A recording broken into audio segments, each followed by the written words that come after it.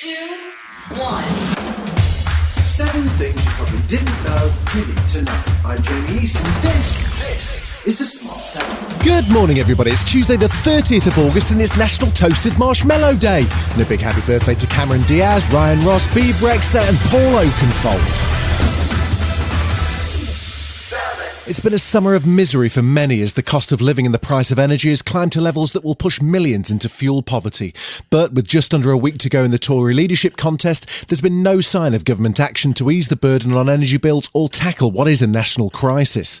As Liz and Rishi stagger towards the finishing line, Ms Truss has pulled out of her scheduled BBC interview on Tuesday night because she can't spare the time. Minister of State Victoria Prentice says that's just the way it is. We are in the middle of a leadership election and neither candidate, understandably, wants to set out in detail fiscal plans until the leadership election concludes next week. A new Lib Dem poll says up to a quarter of people won't turn on their heating this winter in a bid to avoid the 80% rise in energy bills. And Age UK's Caroline Abrahams says the government needs to consider a fresh approach to the energy problem. These caps aren't working very well, are they, these price caps? We think that a social tariff would be much better.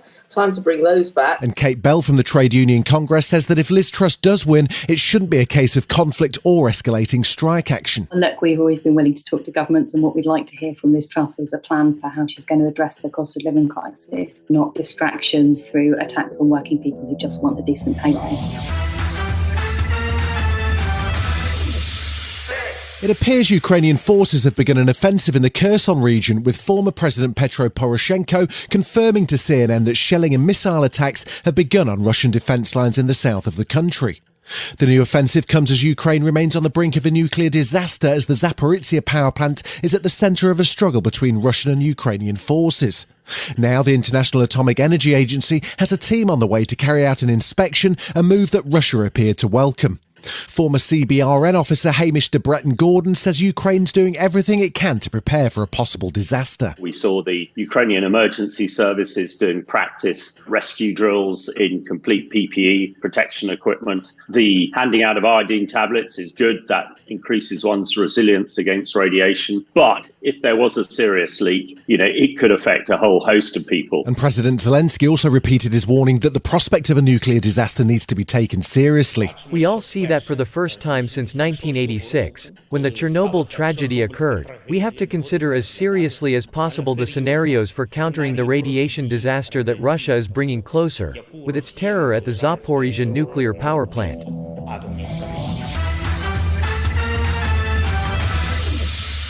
Pakistan has been devastated by heavy floods, with this year's monsoon season leading to flooding of biblical proportions. An estimated 33 million people have already been displaced. That's more than 1 in 7 of the population. The province of Khyber Pakhtunkhwa has been the worst hit, and the Prime Minister Shehbaz Sharif visited on Monday and pledged that his government won't disappoint flood victims. Pakistan's Climate Change Minister Sherry Rehman says the floods are a sign of climate change and that they will have long-term impacts on the country. It's a national security disaster for Pakistan, and it's going to cause a series of long-term and medium-term repercussions. Our cities, our villages, our crops, our people, the migrations pressing on the cities, all these will have multiple impacts that really are brought upon by climate shocks. Monday saw red faces at NASA as their brand new flagship rocket, failed to rocket. Crowds, including US Vice President Kamala Harris, had gathered at Kennedy Space Center in Florida, excited to see the start of the Artemis program, which is intended to see US boots back on the moon by 2025 and to prepare for a landing on Mars in the future. However, at T-minus 40 minutes, the timer stopped and never restarted. Here's how Mission Control announced the flop. Launch Director Charlie Blackwell-Thompson has called a scrub of the attempt of launch of Artemis 1 and the Space Launch System with the Orion spacecraft. The issue that came up was an engine bleed that couldn't be remedied, but the rocket is currently in a stable configuration. Still to come on the Smart 7, Serena wows the crowds in New York and Britney spills the tea. Right after this. Welcome back. The US Open tennis got underway on Monday with Emma Raducanu ready to defend her title. She doesn't play until Wednesday, and Monday saw Andy Murray comfortably through to the second round. British player Harriet Dart played on Monday night and had one of the biggest games of her career with an amazing win over 10th seed Daria Kasatkina. This event, though, is all about Serena as she plays her first Grand Slam since announcing her impending retirement.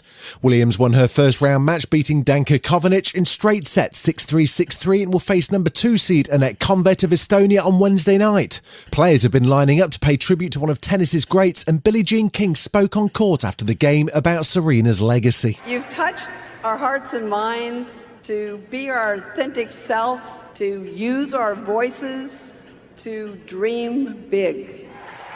Thank you for your leadership and commitment to diversity, equity, and inclusion, especially for women and women of color. Yes!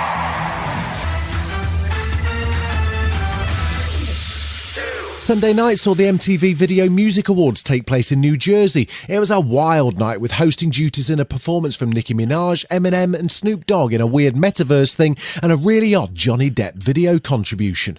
Without even releasing an album in the year, Taylor Swift managed to pick up 5 awards, including Video of the Year. She took the opportunity to surprise one and all with a huge announcement. I thought it might be a fun moment to tell you that my brand new album comes out October 21st.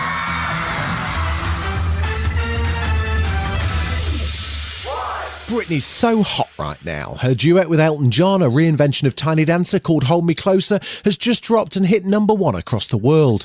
She was also busy on the socials all weekend, swapping videos with Elton, Drew Barrymore and bestie Paris Hilton.